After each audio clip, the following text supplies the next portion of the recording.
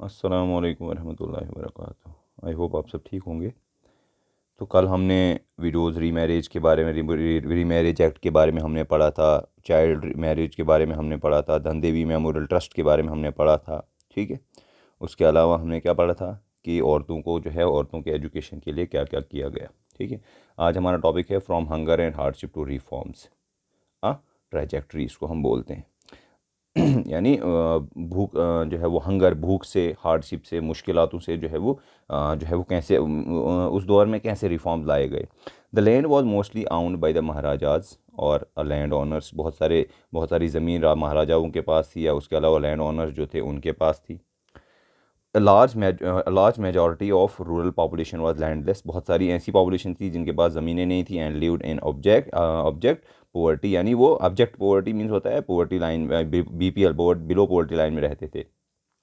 They toiled on the lands of the land owners and had to pay such high taxes that hunger and starvation become more or less of regular affair. वो दूसरे की ज़मीन, वो महाराजा और land owners की ज़मीन पर काम करते थे, उसके अलावा उनको टैक्स भी देना उनको पड़ता था।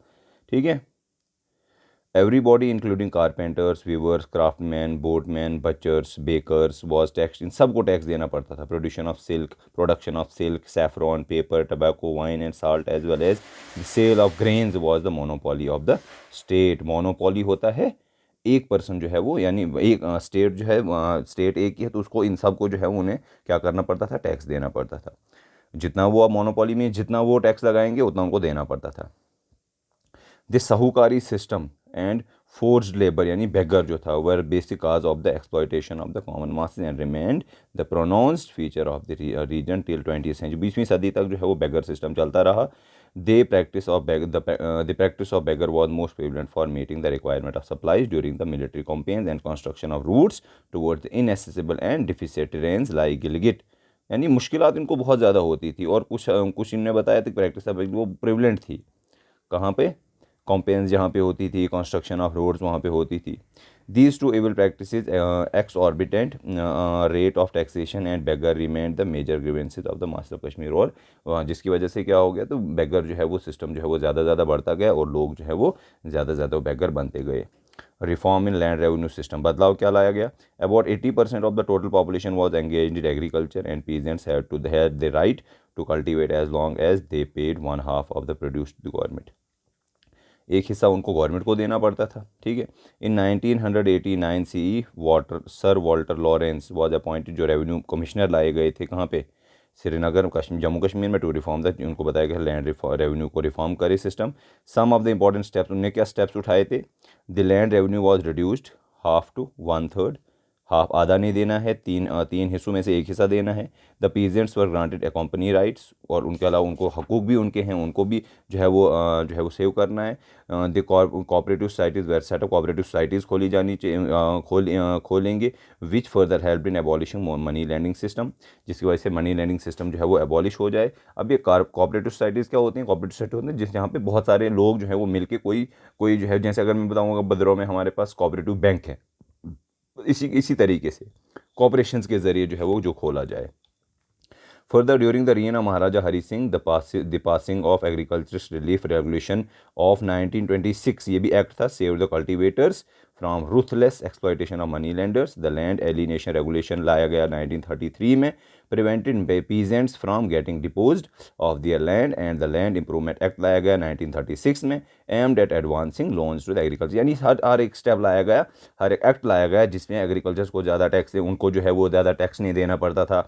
उसके अलावा जो है एग्रीकल्चर में जो है उनको लोन भी दिए जाने चाहिए, उनको ज़मीनें इंप्रूव, जो ज़मीनें वो लगाते थे उनको उस ज़मीन में ज़्यादा ज़्यादा कैसे जो है वो फसल उगाई जाए, उन चीज़ों को उन चीज़ों को, उनकी चीज़ों के जो रूल्स एंड रेगुलेशन बनाए गए थे, तो उन्हीं को जो है एक्ट का नाम दिया गया, ताकि जो है वो ज़्यादा ज़्यादा जो है वो कल्टीवेशन की जा सके। अब है नेक्स्ट हमारे पास रिमूवल ऑफ अनटचेबिलिटी। अनटचेबिलिटी के बारे में हमने पीछे भी पढ़ा है इसके बारे में। Apart from the deplorable condition of the agriculture classes, the lower caste remain the most marginalised section of the society. The widely prevalent menace of the untouchability in the Jammu region had made the lives of the Harijans miserable. Harijans ही बेचारे lower cast में आते थे, तो उनकी हालत जो है बेचारों की बहुत ख़राब थी।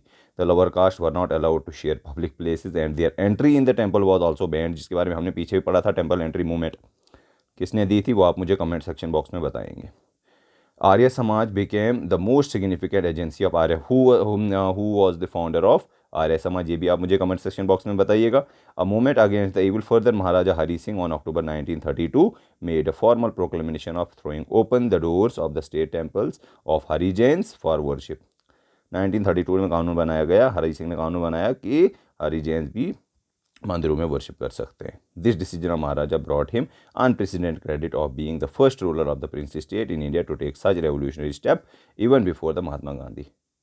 महात्मा गांधी से पहले ही जम्मू कश्मीर में महाराजा हरी सिंह ने ये स्टेप उठाया कि जो जितने भी हरिजैन हैं, जो भी हरिजैन से बिलोंग करते हैं, वो क्या कर सकेंगे, वो मंदिरों में जा सकेंगे। ठीक है। अच्छा, उसके बाद हमारे पास है पब्लिक वेलफेयर मेजर्स, यानी establishment of local self government. आप मुझे कमेंट सेक्शन में बताइएगा हमारी इंडिया में जो है वो कितनी टाइप की, यानी कितनी टाइप्स की गवर्नमेंट है। अच्छा, टाइप्स ऑफ गवर्नमेंट बताएंगे आप।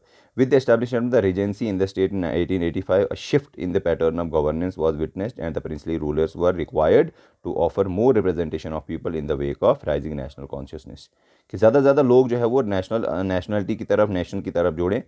इन the context the state government took initiative and passed municipal act लाया उन्होंने 1886 में to give representation to the common people, को भी रिप्रेजेंटेशन मिले लोकल बॉडीज़ में। 10 municipalities were set up in the capital towns of Jammu and Kashmir, municipality set की गई जम्मू में भी और कश्मीर में भी। Thank you.